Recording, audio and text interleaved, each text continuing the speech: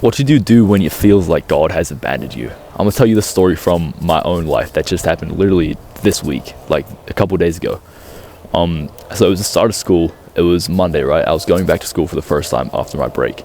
And there were some things that I'd been struggling with for a long time. And I'd asked God for help with these things. And I kind of felt like he wasn't really helping me when I was asking him for help.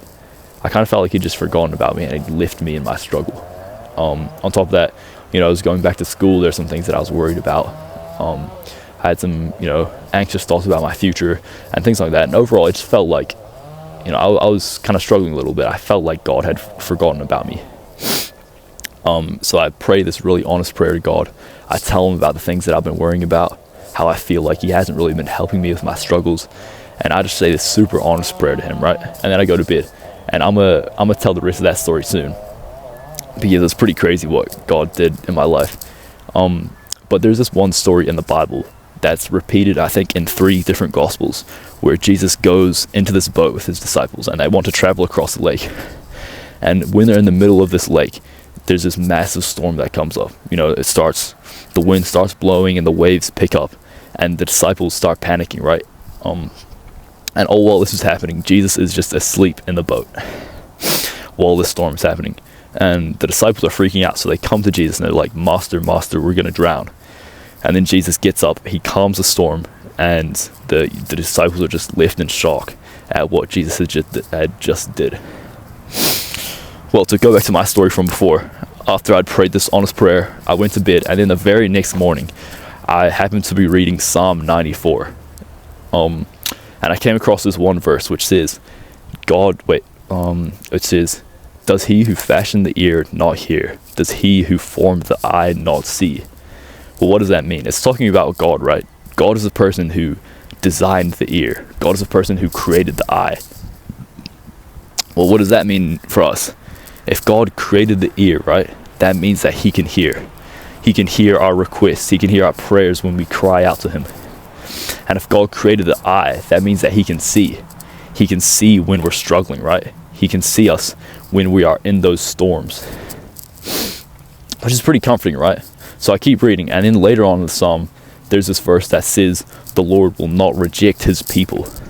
And when I read that, I was reminded of this other verse from Deuteronomy, which says, do not be afraid, for the Lord your God goes with you. He will not leave you nor forsake you. So what does that tell us about God? Firstly, he can hear our prayers. When we cry out to him, he can hear us. Secondly, he can see us when we're in our struggles, when we're in our storms, right? Thirdly, he will not abandon us. He will not forget about us in our struggles. And fourthly, he will actually go with us into our struggles. And he is always with us. It says in the Psalms, even though I walk through the valley of the shadow of the death, I will fear no evil, because God is with me. God goes with us into our struggles, just like how Jesus was in the boat with the disciples when they're in the storm. But that kind of raises the question, if God is all-powerful, why does he let us suffer? Why does he let us go through those storms and those moments where we feel like he's abandoned us? If Jesus had the power to calm that storm straight away, why didn't he just stop the storm from happening in the first place? Why did he allow the disciples to panic and freak out in the storm? Why does God allow us to go through struggles in our own life? Well, in that story, Jesus actually used that storm to teach the disciples, to strengthen their faith, to remind them that if Jesus is with them, they shouldn't fear anything, right? Jesus used that moment of discomfort and anxiousness to teach the disciples and to prepare them for their future, to grow in them a stronger faith, and to help them rely and trust in God more. And the same way, God uses our struggles to teach us, to strengthen our faith, to bring us closer to him. So what should we do when it feels like God has abandoned us? Well, firstly, we should come to God. There's that verse in James that says, come near to God and he will come near to you. And when we come to God, we need to be honest. We need to honestly tell him how we're feeling. And secondly, we need to remember that God uses struggles to build us. God uses those moments, those storms, to strengthen our faith and to bring us closer to him. And thirdly, I think it's important to remember that God never leaves us, that God is always with us in that storm. And because God goes with us into our struggles, those struggles will never last, those storms will never last, and we will never drown because God is with us. So now we can relate to that verse in James, which says, consider it pure joy when you face trials of many kinds, because we know that God uses trials to strengthen our faith, to draw us closer to him.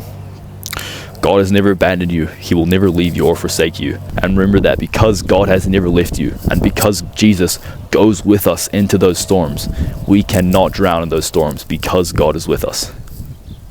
So consider it pure joy when you face trials and suffering, because God uses that to strengthen your faith and to bring you closer to him. God bless, bro.